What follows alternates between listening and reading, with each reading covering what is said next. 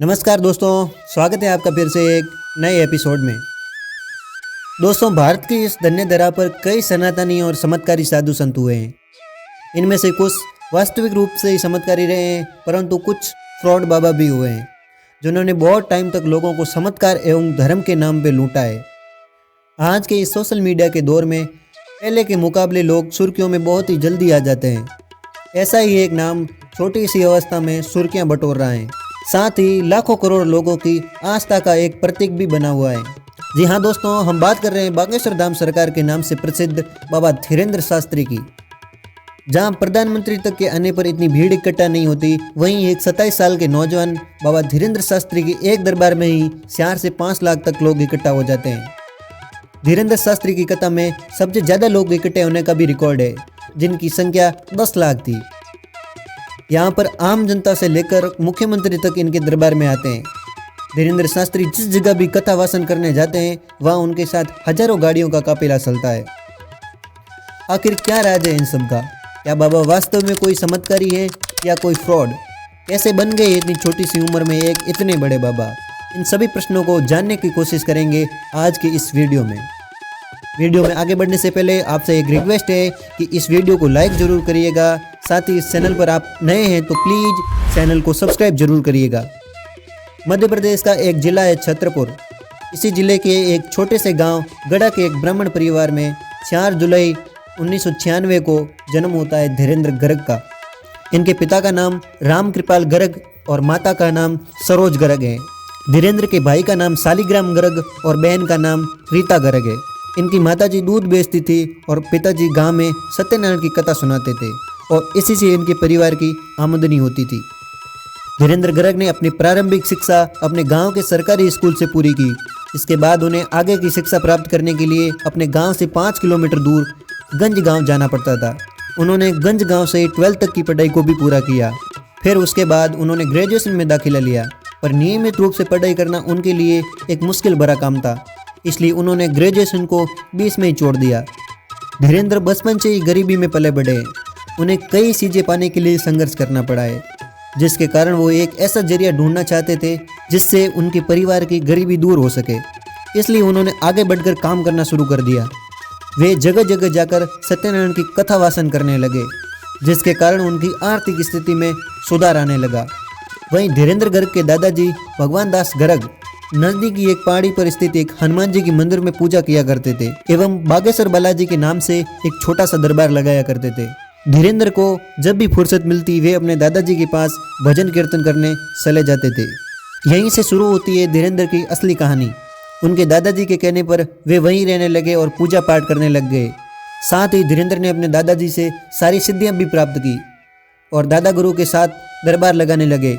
यहीं से उन्हें लोग धीरेन्द्र शास्त्री के नाम से बुलाने लगते हैं। लेकिन कुछ वक्त बाद दादाजी का निधन हो जाता है तो दरबार की सारी जिम्मेदारी धीरेन्द्र शास्त्री पर आ जाती है, क्योंकि उनके एकमात्र शिष्य धीरेन्द्र ही थे। कुछ समय पश्चात जब धीरेन्द्र शास्त्री ने अपना दरबार लगाना शुरू किया और साथ ही चमत्कार भी दिखाने शुरू कर दिए, इनकी चर्चा धीरे धीरे बढ़ने लगी और इनके वीडियो सोशल मीडिया पर वायरल होने लगे। तो इनके इस दरबार में बाहर से भी लोग आने लगे। समय के साथ साथ इनका ये दरबार और भी विशाल होता गया। आज के टाइम में इनके दरबार में लाखों की भीड़ जमा रहती है। बागेश्वर धाम के पीठाधीश धीरेन्द्र कृष्ण शास्त्री की चर्चा देश विदेश तक है। माना जाता है कि जो व्यक्ति अपनी अर्जी बागेश्वर धाम में लगाता है, बाबा बिना कुछ पूछे ही उस व्यक्ति की सारी समस्याओं को एक पर्ची में लिखकर उसका उपाय बताते हैं। इसलिए लोग बागेश्वर महाराज को हनुमान जी का अवतार भी बताते हैं। लोगों का यह भी मानना है कि इनके इस दिव्य दरबार में जिसकी भी अर्जी लग जाती है उसकी नैया ही पार हो जाती है। जैसा कि हर सिक्के के 2 पहलू होते हैं, उसी प्रकार दूसरी ओर इनके ऊपर काफ़ी कंट्रोवर्सी भी होती रहती है। इन पर कई आरोप भी लगाए गए हैं कि ये बाबा फ्रॉड और पाखंडी है, जो सिर्फ लोगों को गुमराह करते हैं एवं जादू टोना दिखाते हैं।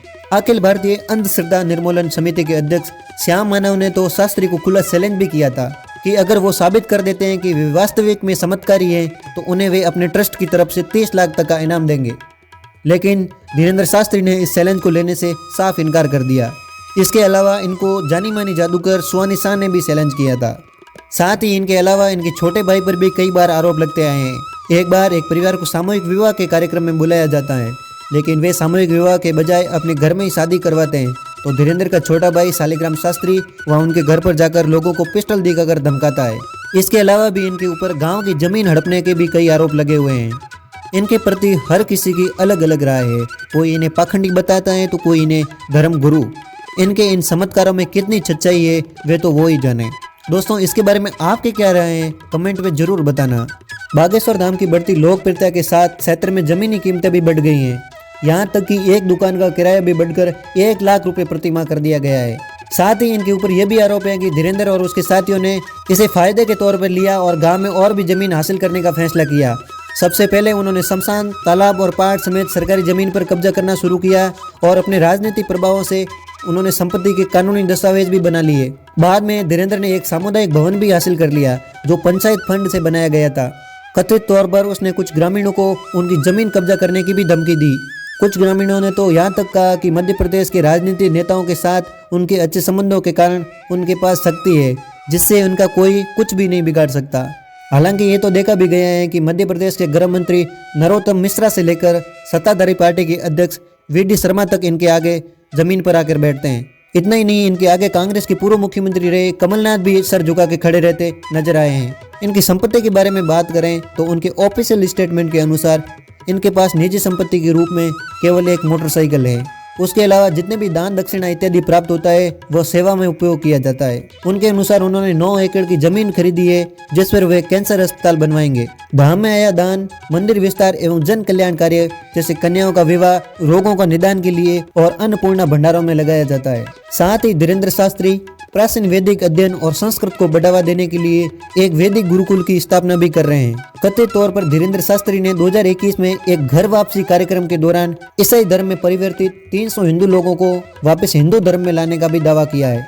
साथ ही इंडिया टीवी के आपकी अदालत कार्यक्रम में उन्होंने ये भी कहा था कि वे सभी धर्मों का सम्मान करते हैं और किसी भी धर्म के प्रति दुर्भावना नहीं रखते हैं, लेकिन वे अपने धर्म के लिए आपत्तिजनक टिप्पणियां और कृत्य बर्दाश्त कभी नहीं करेंगे। राम जय बागेश्वर धाम की। हमारे प्यारे भारतवासियों, मेरे बागेश्वर धाम के पागलों, आपकी जय हो। हम यहाँ